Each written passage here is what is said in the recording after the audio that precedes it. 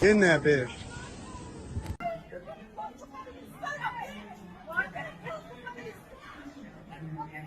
Really just drove into there? Oh, there go the aftermath of the car. No, they is, bro.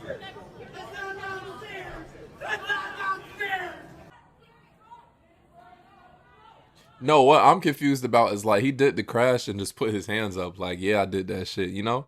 He came out the whip, put his hands up immediately.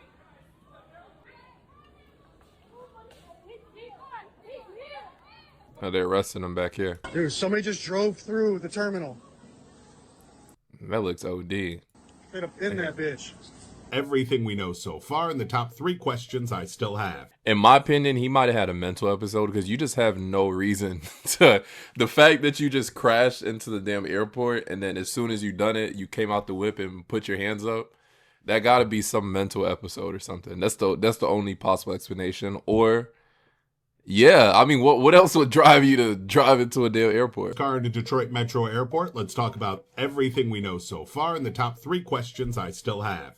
Hey, I'm Mike. I fly out of Detroit Metro Airport every week, so needless to say, this one has my attention. About 7:30 p.m. Friday, January 23rd, a man crashed his car into the McNamara Terminal at Detroit Metro Airport. Specifically, right here, door number 2 on the departures level. That's the upper level of McNamara Terminal. Right next to the end of the Delta counter, that's usually the international check-in area, and the TSA pre-check line. That's the rightmost checkpoint on that upper level at Detroit Metro Airport. Airport officials said 6 people were treated by the fire department medics, but nobody was seriously injured, so thank goodness for that. After crashing his car, the man got out, yelled seemingly incoherently from the videos I've seen for a number of minutes before he's eventually arrested and taken away. Now, the top 3 questions I still have. First, I want to see outside footage. How did he actually turn in to get a straight shot through the door? It's usually very crowded with cars, so getting a straight shot in there is seemingly unlikely unless you were kind of parked and waiting for your shot.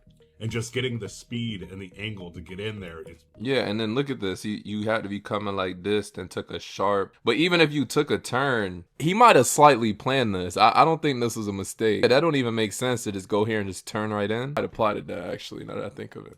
Really rather difficult. So I'm curious to see outside security footage. If that's been posted, please share it in the comments. Second question. There's those Ballard dividers that are outside the door that seemingly are there to stop things like this. It seemed like it gave a small Mercedes car traveling at, I assume, not too fast of a speed, much trouble. Is that a glaring weakness in our airport security? Does the airport really need to address this? Are they only superficial? I think we need to know the answer to this from airport officials. It's not a thing you plan for. Nobody could plan that someone's going to drive their car into the airport. I mean, everything should be a precaution, like similar to how they protect the president. They go to every level of precaution. Lastly, according to WDIV in Detroit, it was 5 minutes between when the crash and when security got on the scene. Now, there's police nearby at the TSA checkpoint. I'm confused if that's true, why it would take so long for security to get on the scene. If this man had much worse intentions than simply crashing a car, I say simply, things could have gotten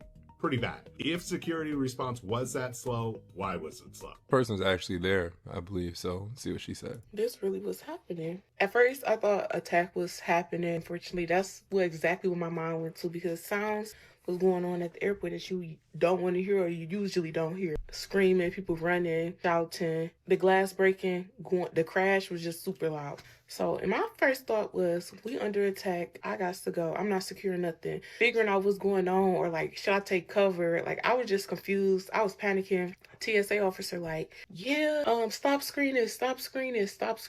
Shut down everything. Then she said, fuck this, fuck this. And she got the fuck out. And she wasn't wrong. She was not wrong at all. All I heard was the panic and people.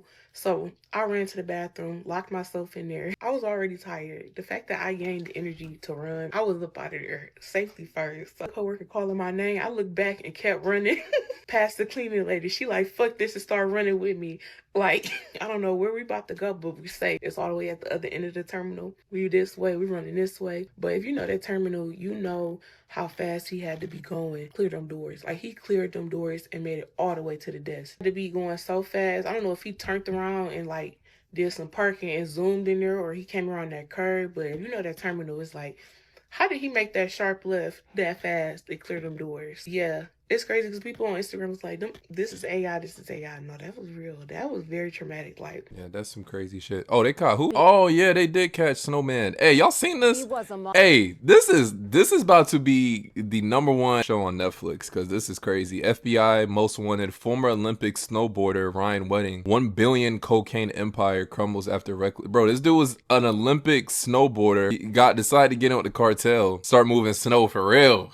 He start moving snow for real. I know they cooking up a Netflix because this is some other shit. But that's going numero uno whenever Netflix drop that if they put together a show because that's literally like a TV show or movie storyline. It's crazy. U.S. custody after years on the run. Inland Empire Bureau Chief Rob McMillan is live in Ontario.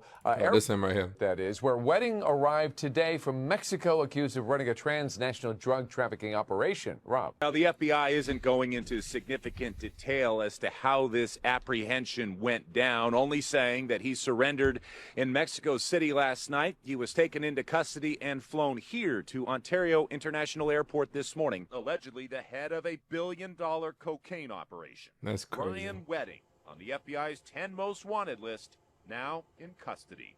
The FBI saying he surrendered in Mexico City last night after weeks of high-stakes negotiations. Oh, he was negotiating with them?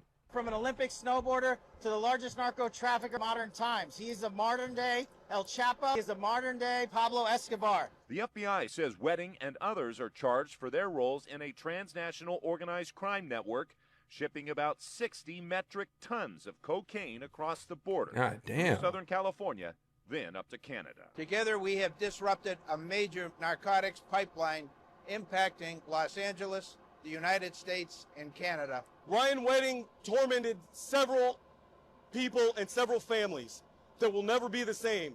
But today, they get the justice that they sought. Authorities showing a united front this morning and solidarity with the United States neighbors, both north and south. We've worked with our Canadian partners, our Mexican partners, our partners in Colombia and the Dominican Republic. We've seen mountain of drugs, cash, weapons. We seized dozens of motorcycles worth approximately $40 million. Damn. And other valuable artwork and jewelry.